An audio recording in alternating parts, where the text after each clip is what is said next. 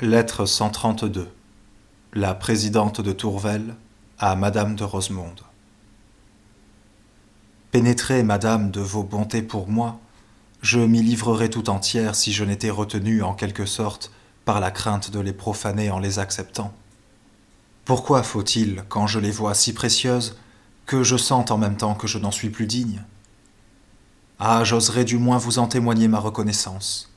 J'admirerais surtout cette indulgence de la vertu qui ne connaît nos faiblesses que pour y compatir, et dont le charme puissant conserve sur les cœurs un empire si doux et si fort, même à côté du charme de l'amour.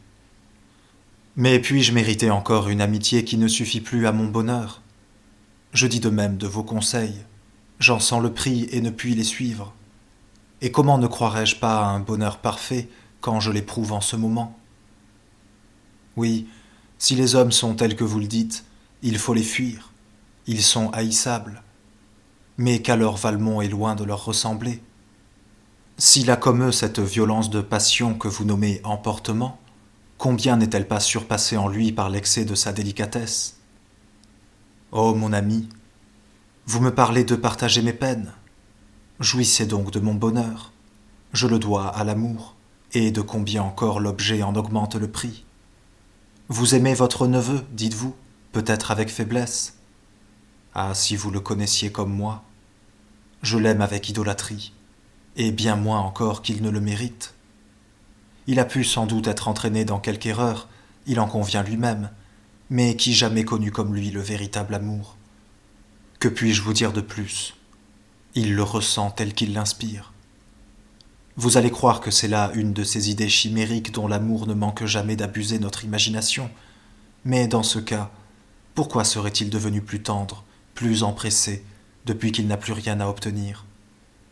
Je l'avouerai, je lui trouvais auparavant un air de réflexion, de réserve, qu'il abandonnait rarement, et qui souvent me ramenait malgré moi aux fausses et cruelles impressions qu'on m'avait données de lui. Mais depuis qu'il peut se livrer sans contrainte aux mouvements de son cœur, il semble deviner tous les désirs du mien. Qui sait si nous n'étions pas nés l'un pour l'autre, si ce bonheur ne m'était pas réservé d'être nécessaire au sien? Si c'est une illusion, que je meure donc avant qu'elle finisse. Mais non, je veux vivre pour le chérir, pour l'adorer. Pourquoi cesserait-il de m'aimer? Quelle autre femme rendrait-il plus heureuse que moi? Et je le sens par moi-même, ce bonheur qu'on fait naître est le plus fort lien, le seul qui attache véritablement. Oui, c'est ce sentiment délicieux qui anoblit l'amour, qui le purifie en quelque sorte, et le rend vraiment digne d'une âme tendre et généreuse, telle que celle de Valmont. Adieu, ma chère, ma respectable, mon indulgente amie. Je voudrais en vain vous écrire plus longtemps. Voici l'heure où il a promis de venir, et toute autre idée m'abandonne. Pardon, mais vous voulez mon bonheur, et il est si grand dans ce moment que je suffis à peine à le sentir. De Paris, ce 7 novembre.